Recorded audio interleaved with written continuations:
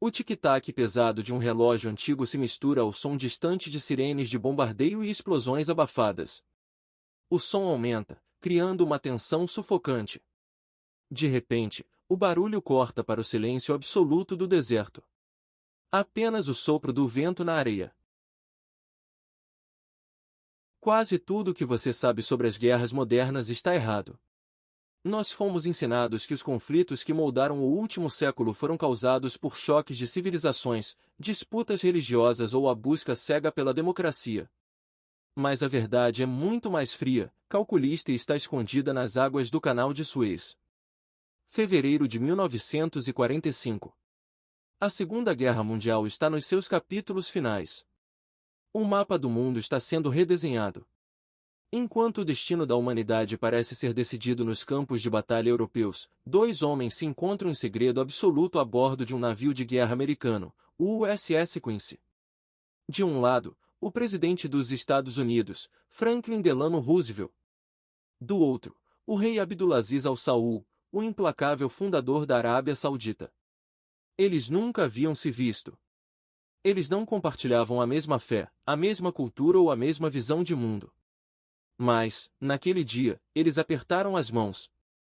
E, ao fazer isso, eles acenderam o estupim de uma engrenagem que ditaria o ritmo do planeta pelos próximos 100 anos.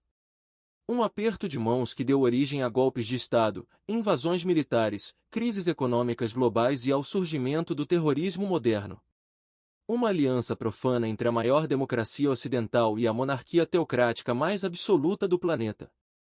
O que eles decidiram naquela tarde de inverno não foi apenas um tratado comercial. Foi o roteiro secreto de um século de guerras. E as consequências desse pacto estão moldando o preço do combustível que você coloca no seu carro hoje, as decisões dos governos atuais e o fantasma da Terceira Guerra Mundial. Como dois homens, em apenas algumas horas, conseguiram trancar o destino da humanidade em um cofre de petróleo e sangue. Para entender o tamanho do abismo que se uniu em 1945, precisamos voltar 4 décadas no tempo. Para o início do século XX. O Oriente Médio que conhecemos hoje simplesmente não existia. Era um território fragmentado, dominado por tribos rivais e sob a sombra decadente do Império Otomano. Nas areias escaldantes do Ney, um homem tinha uma obsessão: reconquistar a terra de seus antepassados. Seu nome era Abdulaziz Al-Saud, conhecido no Ocidente como Ibn Saud. Ibn Saud não era um diplomata. Ele era um guerreiro formidável, um estrategista implacável de mais de 2 metros de altura. Em 1902, com apenas algumas dezenas de homens fiéis, ele realizou um ataque ousado e recapturou a cidade de Riad na calada da noite. Foi o início de uma campanha de sangue e ferro que duraria 30 anos. Ele unificou as tribos do deserto usando 2 armas poderosas, a espada e uma aliança estrita com os Wahhabistas, uma facção ultraconservadora e puritana do Islã. Em 1932, ele proclamou o nascimento do Reino da Arábia Saudita. Mas o novo reino tinha um problema crônico. Estava falido. A principal fonte de renda eram os peregrinos que visitavam Meca. O país era vasto, árido e isolado do resto do mundo moderno. Até que o destino interveio. Em 1938, geólogos americanos financiados pelo Standard Oil perfuraram o poço número 7 em Dammam. O que saiu dali não foi apenas óleo. Foi uma torrente de riqueza negra de proporções bíblicas. A Arábia Saudita estava assentada sobre a maior reserva de petróleo do planeta. Ibn Saud tinha o ouro negro, mas estava cercado por impérios coloniais famintos e vizinhos hostis. Ele tinha a maior riqueza do mundo, mas não tinha como defendê-la. Ele precisava urgentemente de um protetor. E o relógio global estava correndo. Enquanto Ibn Saud tentava proteger seu reino no deserto, do outro lado do Oceano Atlântico, um homem preso a uma cadeira de rodas operava a maior máquina de poder da história humana. Franklin Delano Roosevelt.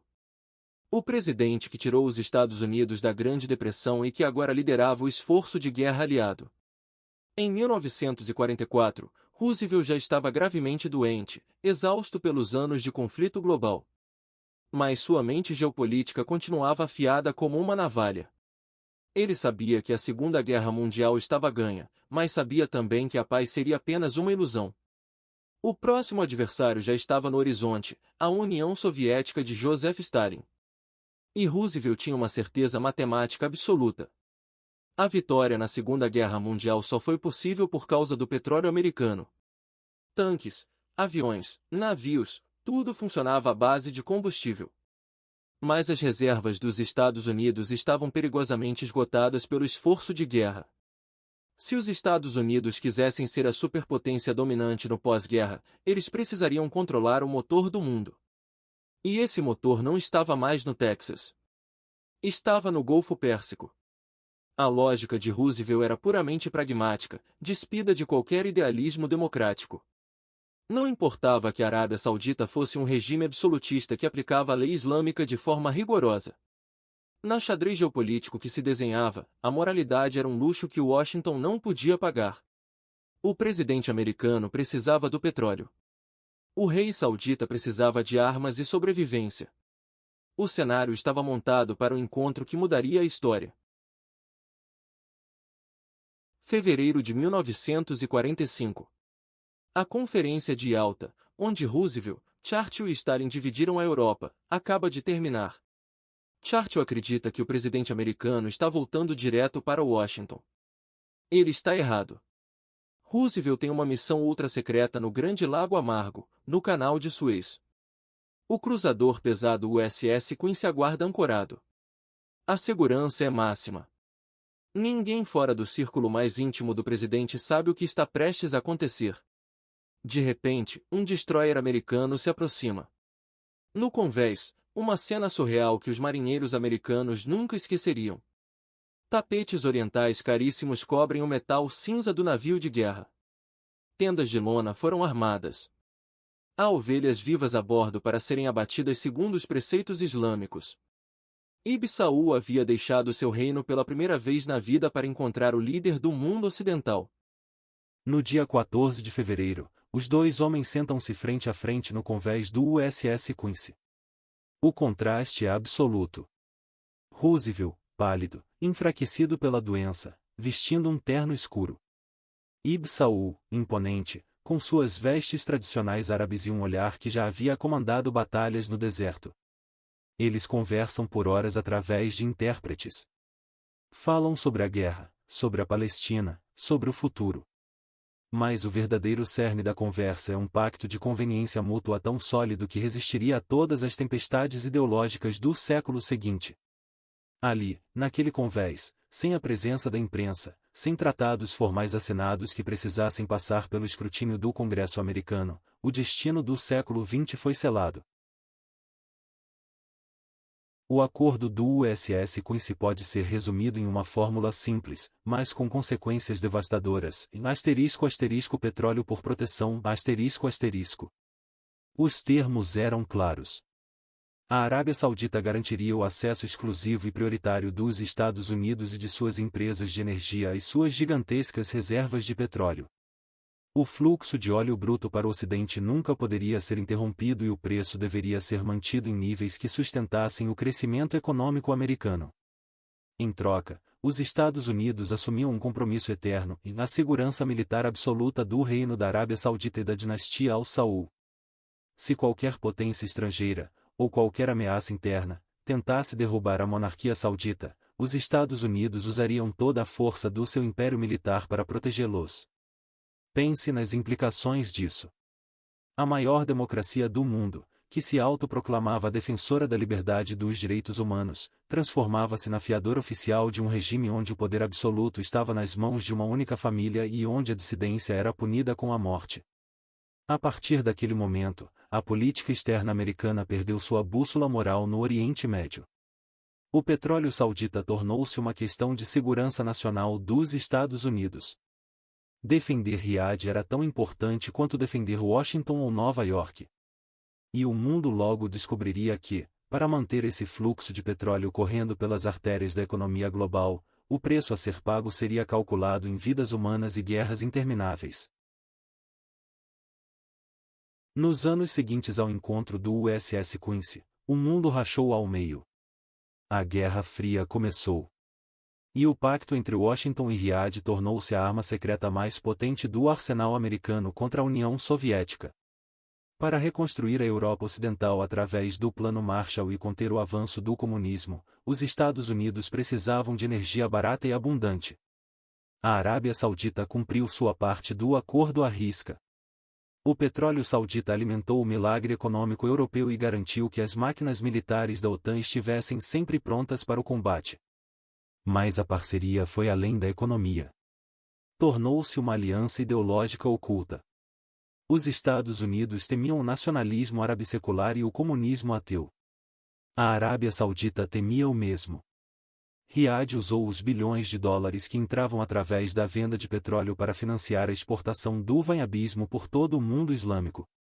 Eles construíram mesquitas, escolas corânicas e centros culturais da Ásia ao norte da África, espalhando uma visão radical e intolerante do Islã.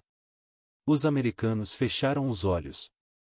Desde que o petróleo continuasse fluindo, o radicalismo religioso era visto como um detalhe doméstico sem importância. Até que, na década de 1970, os sauditas perceberam o verdadeiro tamanho do poder que tinham em mãos. E decidiram usar o petróleo como uma arma geopolítica direta. Em 1973, durante a Guerra do Yom Kippur, a Arábia Saudita e outros produtores árabes decretaram um embargo de petróleo contra os países ocidentais que apoiavam Israel. O preço do barril quadruplicou em questão de meses. O Ocidente entrou em pânico. Postos de gasolina fecharam, economias entraram em recessão. Foi o primeiro aviso claro de Riad, o pacto do USS com era uma via de mão dupla. Se Washington esquecesse os interesses sauditas, o mundo inteiro pararia de girar. O verdadeiro teste de fogo do Pacto de 1945 aconteceu em 1990. O ditador do Iraque, Saddam Hussein, invadiu o Kuwait e colocou suas tropas na fronteira com a Arábia Saudita. Se Saddam controlasse o Kuwait e a Arábia Saudita, ele dominaria mais da metade do petróleo do planeta. Em Riad, a família real entrou em pânico. O acordo do USS Quincy foi ativado. O presidente George H.W. Bush não hesitou. Ele enviou mais de 500 mil de soldados americanos para o deserto saudita na Operação Tempestade no deserto. A Arábia Saudita tornou-se a maior base militar americana no Oriente Médio. A promessa de Roosevelt de 1945 estava sendo cumprida com toda a força destrutiva do exército dos Estados Unidos. Saddam foi repelido, mas a presença de centenas de milhares de soldados americanos infiéis no solo sagrado da Arábia Saudita, a terra de Meca e Medina, desencadeou uma fúria silenciosa e devastadora. Entre os sauditas radicalizados pela ideologia wahhabista que o próprio governo financiava, a presença americana foi vista como uma profanação imperdoável. Um homem em particular, filho de um magnata da construção civil saudita com laços estreitos com a família real, transformou essa fúria em uma obsessão global. Seu nome era Osama Bin Laden. A rede terrorista Al-Qaeda não nasceu no vácuo. Ela nasceu diretamente da rejeição à aliança militar entre os Estados Unidos e a Arábia Saudita. O Pacto de 1945, criado para garantir a segurança, havia acabado de parir o monstro do terrorismo internacional.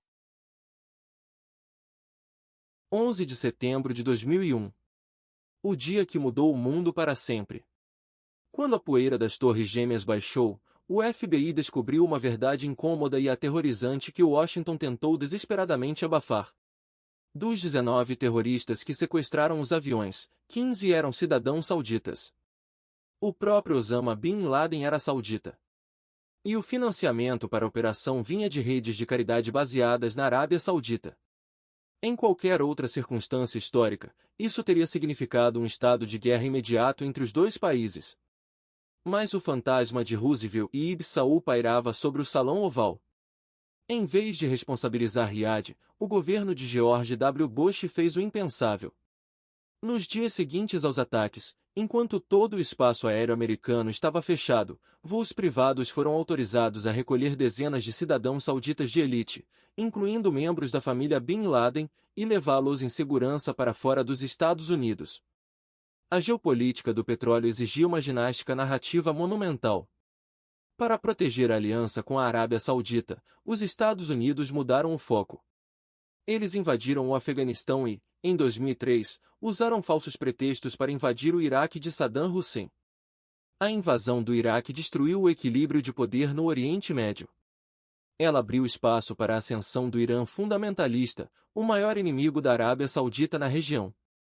O resultado?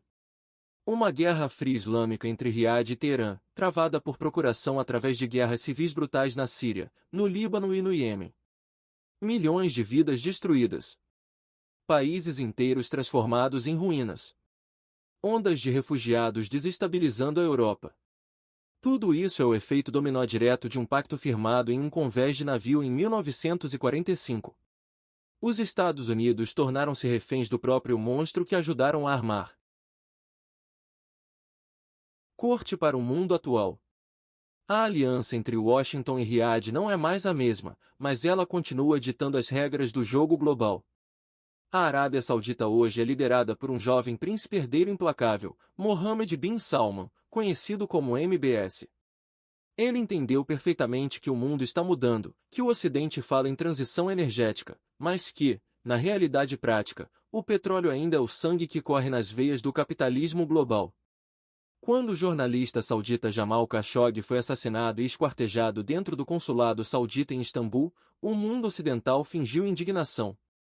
O presidente americano Joe Biden prometeu transformar a Arábia Saudita em um pária internacional. Mas a promessa durou apenas até a eclosão da guerra na Ucrânia. Com as sanções contra o petróleo russo, a inflação disparou nos Estados Unidos e na Europa.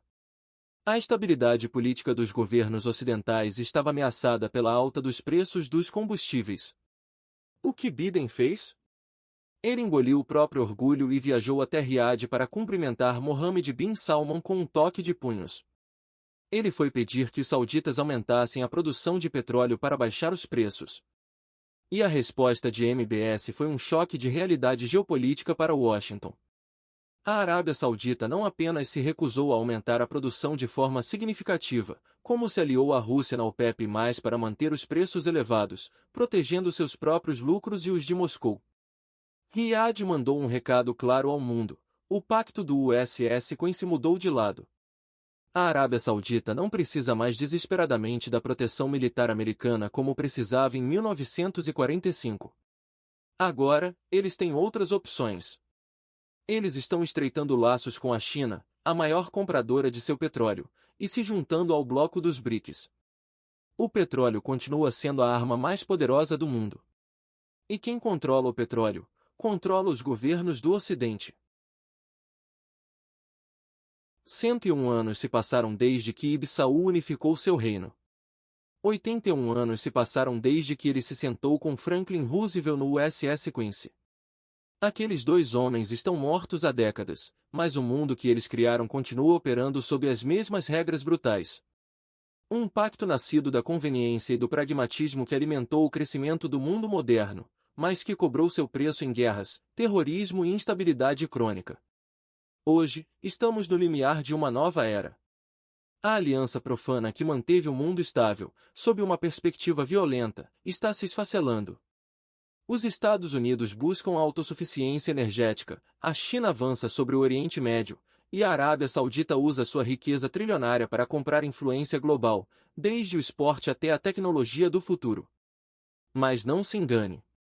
Enquanto o mundo depender do petróleo para funcionar, as decisões tomadas nas salas de palácios em Riad continuarão ecoando nas bombas de combustível perto da sua casa e nos campos de batalha ao redor do globo. A história humana não é escrita por ideais de justiça. Ela é escrita por homens poderosos que trancam o destino de bilhões de pessoas em salas fechadas, longe dos olhos do público. O aperto de mãos em 1945 garantiu o século americano, mas condenou o Oriente Médio a 100 anos de guerras. A única pergunta que resta é: quando o petróleo acabar, o que restará desse pacto além da areia e do sangue? Fim.